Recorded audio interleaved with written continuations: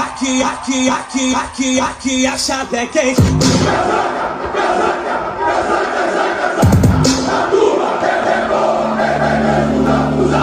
Aqui a chave é quente. Fala, torcedor vascaíno, Nave Luz na área, trazendo mais um conteúdo pro canal. Vamos de Vasco, galera, porque o Vasco não para, o Vasco tá pleno vapor. Vamos porque hoje a notícia é rápida, galera. Andrés Gomes entrou no radar do Vasco da Gama e já era, né, filho? Sem brincadeira, agora sem delonga, galera, o Vasco irá exercer a obrigação de compra do Andrés Gomes, o atacante aí, que tá fazendo a diferença, tá jogando muito, tá indo para dentro dos adversários, começou, né, a ter um diferencial, né, nele aí, junto com o Diniz. Diniz botou o menino para jogar também, assim como botou o Ryan.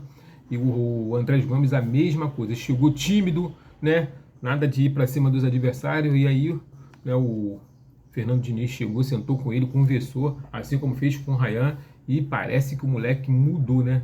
Mas outros que estão também, né, na mira de ser comprado é o Robert Renan e o Carlos Costa, os dois zagueiros aí, a dupla de zagueiro que fez a diferença.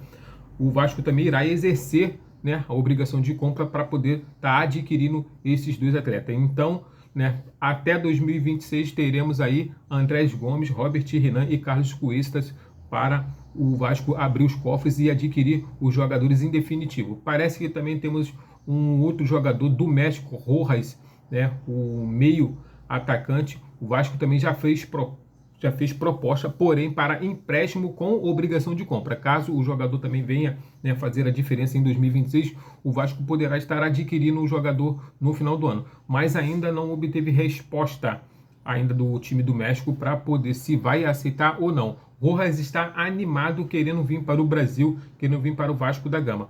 Outro que está desanimado e triste é o Matheus França, galera. Parece que o Vasco não irá exercer a opção de compra do Matheus França e irá devolver para o seu time. É triste, né? Porque o jogador, né, veio, tá tentando, tá treinando. Eu torci por ele aí para que ele fizesse a diferença, que ele jogasse. Moleque novo, podendo estar fazendo aí a diferença no Vasco da Gama e até mesmo futuramente sendo vendido novamente. Mas se não rolou, né? Vamos que vamos. Vamos dar continuidade, galera, aí. Vamos para o jogo, né? Domingo. Vasco e Corinthians no Maracanã, final da Copa do Brasil. Temos aí 90 minutos para poder estar levantando a taça, mas tem uma coisa que está tirando o sono da galera aí, a arbitragem. Parece que o árbitro da partida será o Wilton Pereira Sampaio, galera. Isso tem tirado o sono aí de alguns vascaínos, porque o Wilton Pereira Sampaio é um árbitro polêmico, né? Principalmente em finais. E tem um histórico negativo também com o Vasco da Gama. E isso tá fazendo com que a galera fique de olho, fique, bolada com o Wilton Pereira Sampaio. Mas, cara, futebol tem dessas coisas, né? Bota a bola no chão, joga direitinho, que nem ele é capaz de mudar aí a história do Vasco da Gama em levantar essa taça. Agora vamos de Ryan, galera. Ryan que tá fazendo a diferença, tá brincando aí com a bola aí, tá indo para cima dos adversários. O Real Madrid já fez uma proposta aí para o Vasco da Gama e entrou na jogada. Então temos Bayern de Munique, Barcelona, Real Madrid, temos um time da Rússia também, que eu esqueci o nome.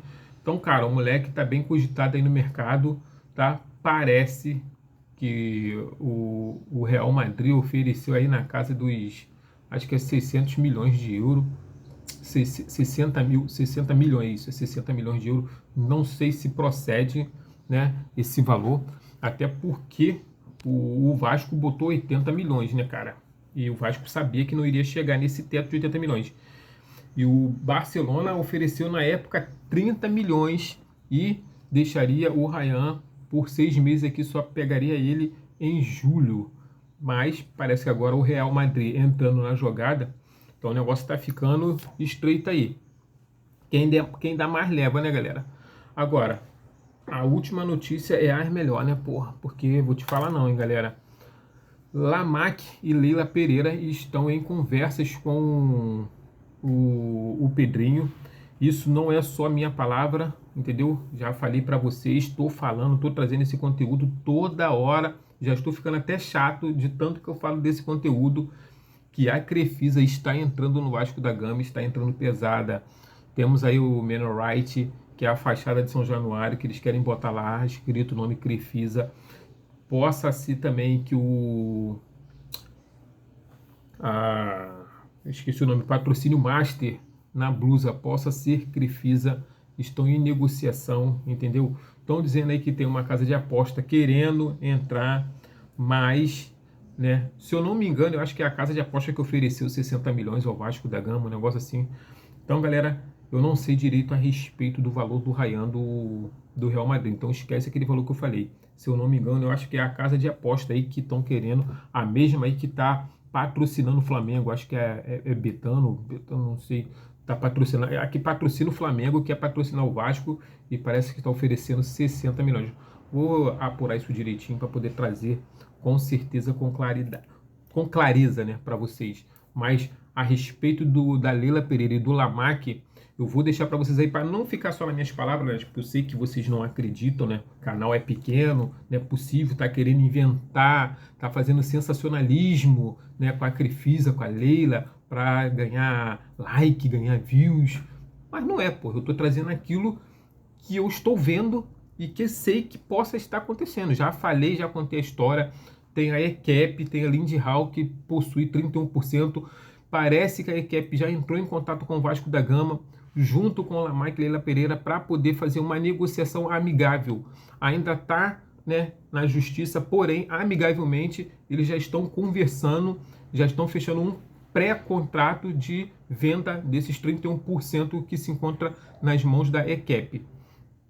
E os outros 39% que está sob júdice, o Vasco praticamente, cara, já está com as mãos, né? É difícil o Vasco não ganhar, até porque, cara, a 77 já perdeu tudo, então não tem como a justiça brasileira dar isso para a 77 Partners, teria que ser muito louco, porque os caras já decretaram falência, já perderam tudo lá fora.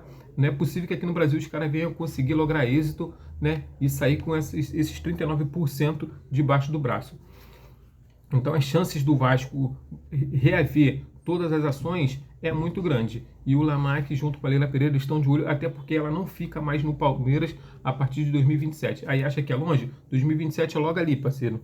Em dezembro ela se desvincula de vez do Palmeiras. Então vou deixar para vocês aí. Não irei voltar. Saudações vascaínas. Se gostou do conteúdo, deixa o like, comenta, compartilha, que isso ajuda muito o canal. Valeu!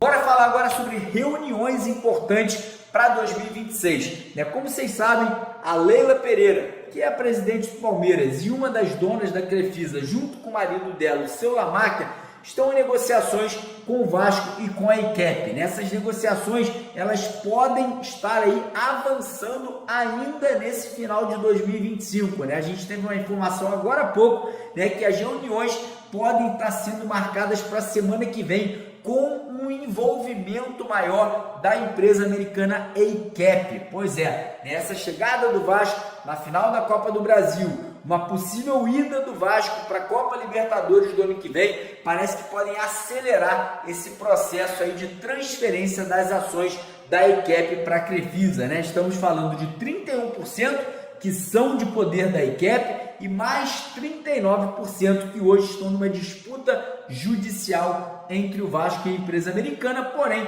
pode haver um acordo amigável para que esses 39% sejam revendidos, sejam aí repassados para a empresa aí do seu Lamaque e da Leila Pereira. E uma outra coisa importante que o Vasco também está tentando acelerar, que é a venda dos naming rights de São Januário. Lembrando que o estádio de São Januário, ele pertence ao clube associativo, ele não pertence à SAF. Ou seja, mesmo a Crefisa comprando a SAF do Vasco, São Januário não vai pertencer à Crefisa, vai continuar pertencendo ao clube associativo. E aí, a Crefisa podendo comprar os naming rights de São Januário, segundo as informações que a gente coletou, esse dinheiro pode ser parte dele utilizado na reforma, utilizando ali parte dessa grana para ajudar na reconstrução de São Januário, e outra parte pode ser usada no futebol também, pode ser usada aí já nos próximos anos para investimento em contratações,